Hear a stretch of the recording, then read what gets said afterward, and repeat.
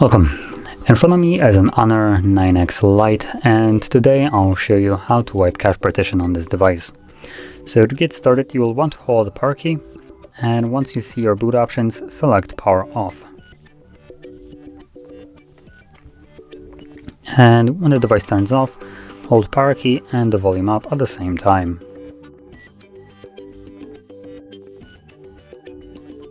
As you can see, this will boot us into recovery mode, and in here all you need to do is tap on wipe cache partition.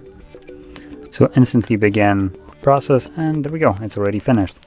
So once it's finished, select reboot system now, and this will take you back to Android.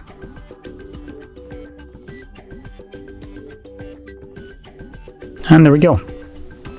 So if you found this video helpful, don't forget to hit like, subscribe, and thanks for watching.